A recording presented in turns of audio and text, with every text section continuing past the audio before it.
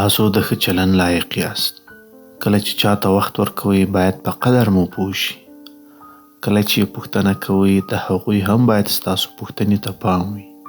کله چې ستړي وئ یو څوک باید درته ووایي کښېنه راځه یو ساه واخله زه درته غوږ یم. دومره هم هر څه ته حوصله مه کوه او ځان ته دا مه وایه چې ځه خیر پروا نه لري. ځکه ټولو عادت کړی چې تاسو فقط باید سم اوسئ. تاسو باید تل پوه شئ او درک وکړئ. تاسو باید تل وبښئ مګر تاسو څوک درکوي؟ ستاسو څوک پروا لري؟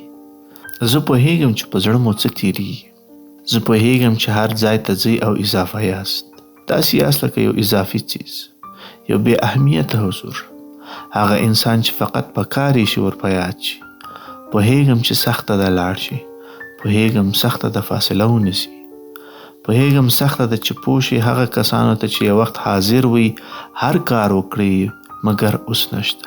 پاتې کېدل په داسې ځای کې چې په ارزښت یې نه پوهیږي ډېره سخته ده. هر وار چې هڅه کوئ ځان قانع کړئ چې زه قوي یم، زما درک لوړ ده، په اصل کې مو د ځان یوه ټوټه پرې کوئ او پرېږدئ یې.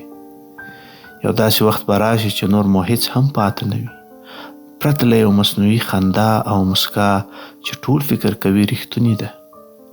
پرته له هغه انسان چې هیڅ څوک نه پوهیږي چې څو وارې ځان تیار کړی چې وخاندي او یو بیا وایي چې خیر پروا نه لري چې بیا پاته شي.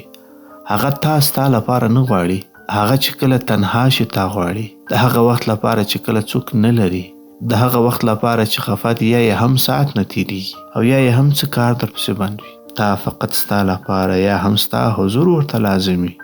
نه، هغه ډول دی نه غواړي، هغه ډول دی اصلا هم نه غواړي. دا هغه ځای ده چې لیک باید شاته لاړ شي. باید پوه شي چې تل ښه انسان اوسېدل، تل پاتې کېدل، تل پوهېدل انسان له نظره غورځوي. لکه یو زړه څوکۍ چې د خونې په یو کونج کې ایښې وي او هیڅوک هم ورته فکر نه کوي. او که یوه ورځ نه وي تازه یې ځای خالي احساسیږي. باید شاته لاړ شي چې پوه شي چې حضور مو څومره ډېر ارزښت درلود. پخپله دې په خپل ارزښت پوه شه، پخپله دې په ځان پام وکړه. ځینې وخت اړتیا ده چې نه وي، اړتیا ده چې ځواب ورنه کړې.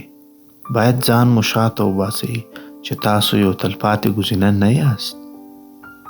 باید دا ومنئ چې هر څوک د پاتې کېدو ارزښت نه لري او هر ځای ستا ځای نه ده. که مو یو اړیکه اذیت کوي یا هم دا حس کوي چې دلته ډیره بښنه کول ارزښت نه لري، شاید وخت یې را رسېدلی وي چې لاړ شي. او که لاړې څوک درپسې رانغلل پوه شئ چې له اوله هم مهم نه وي. د یو وار لپاره هم پاته نه شي او د یو وار لپاره هم نور څه انتخاب نه کړئ. انتخاب شي.